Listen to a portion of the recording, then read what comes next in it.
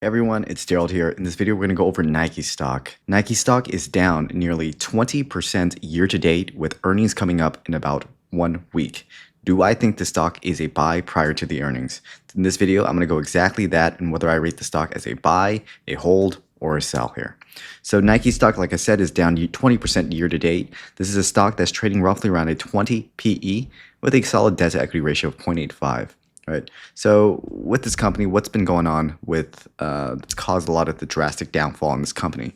Well, revenue is declining, and a lot of it is being hit through trade tariffs, a lot of the geopolitical tension that's going on between the United States and Asia, and so forth, right? But let's actually go through some of the points. In terms of the revenue decline, Nike reported a 9% year-over-year revenue drop in Q3 2025, right? This is driven by a strategic pivot to newer products and reduced reliance on established lines like Air Force and Jordan. There's also inventory management challenges. Aggressive inventory reductions for legacy products have constrained sales in the key categories, particularly in Greater China and the online channels, right? And of course, there is just intensifying, ever-growing competition. There's rivals of Hoka and On that were able to capture that market share due to Nike's prior management veering away from the whole retail partnership.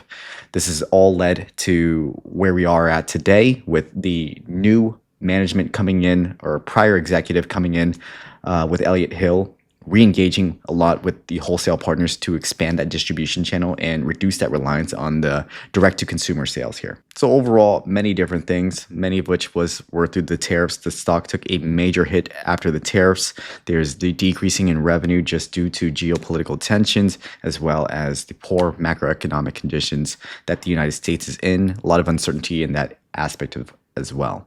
But we'll talk over the good things about this company. This company is with new strategic product innovations, right? Nike's Win Now strategy emphasizes a performance-driven products and athlete storytelling, right? So they're going more leaning into their core, what makes Nike Nike essentially, right? So basically going back into the athletes, right? Going back into sport. This company is also extremely financially resilient, has a strong liquidity with a quick ratio of 1.33 and a consistent dividend growth. This is a company that has a dividend for the past 23 consecutive years, right? Throughout all the challenges that the company is going through, right? They're also instituting a major buyback, and they've essentially bought 1.1 billion to shareholders in Q3 2025. And of course, it's Nike, right? Everybody in the whole world knows what Nike is. This is what causes a lot of the pricing power that the company is able to have. And with a newly renewed management, with new CEO Elliott Hill, a lot of the initiatives that he's doing, going back into investing into the athletes,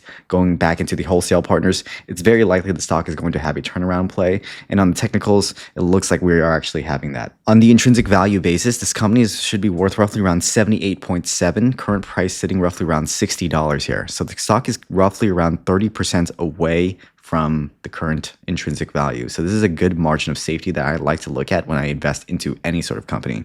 In terms of institutional sentiment, Q1 2025, 55% were bullish, 45% were bearish, 9% open, 36.5% increased their position, and 9.3% held, right? Versus 35.7% decrease and 9.4% closed, right? Overall, I'm seeing institutional bullish sentiment among a lot of these institutions, right? I like to follow the big money, and essentially big money is buying this company, right? One of which is Bill Ackman. Bill Ackman was noted for liquidating his entire stock or equity stake into Nike stock, but ultimately he doubled down and got into options contracts with Nike. So that's a vote of confidence. Bill Ackman's actually one of my personal favorites to sort of follow due to the fact that he follows a very similar mindset that I do.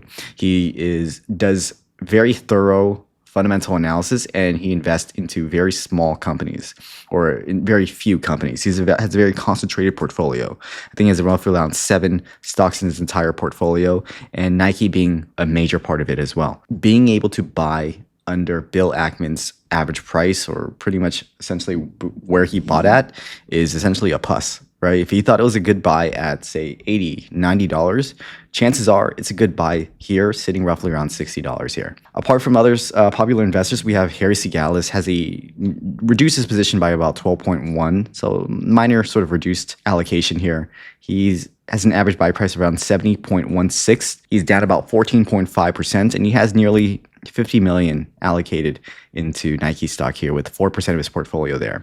Terry Smith of Fundsmith held his position. He holds nearly 389.5 million, about 1.77% of his portfolio here. You can see George Soros increased his position significantly by about 40%. He's down about 36%. His average buy price is roughly around $93. And he's in for about 14.4 million, right? So I'm seeing a lot of major investors invest into the likes of a company like Nike, right? The company's sitting at extremely low valuations. It's very likely you're going to be making money as a long-term investor here. In terms of Wall Street analysts, there's a 1 buy, 2 hold, 0 sell rating here.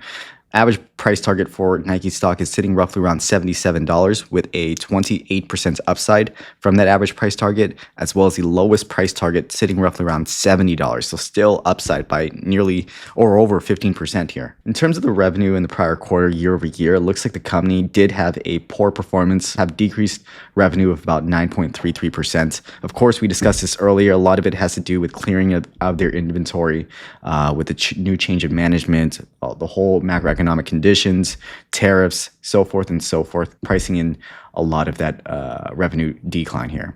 This is a company that is free cash flow positive, right? Consistently free cash flow positive. It yielded 5.31 billion with a 5.8% yield here.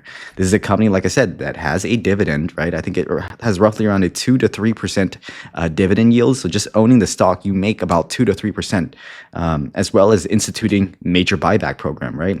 What do you think this company is going to be doing when its company is sitting at these low valuations? They are going to be cannibalizing the stock. They're going to be eating up a lot of that share.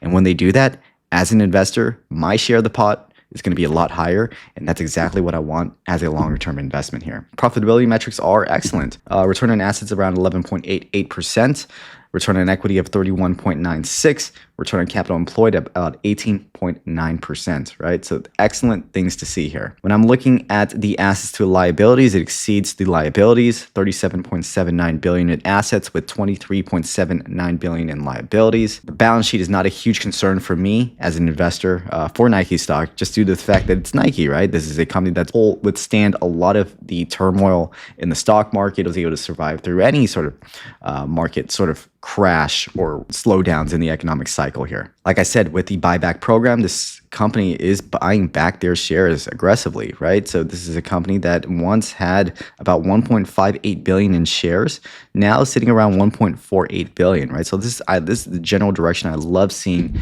the shares outstanding. This company is buying back its shares, and it's very likely that they're going to be continue doing so during these low valuations, right? So looking at the company's valuation multiples, the company is sitting at a P/E ratio of 20.31 when it normally trades around 32.35, right? So excellent in terms of where the stock is trading relative to its values in relation to their earnings here. On the technical chart, I'm going to pull up Nike stock on the daily time frame. It looks like the stock right now is sitting essentially above the 50 moving average. We're getting a hold above this area. If we get a hold above this area, this will likely be a move towards essentially a third wave here.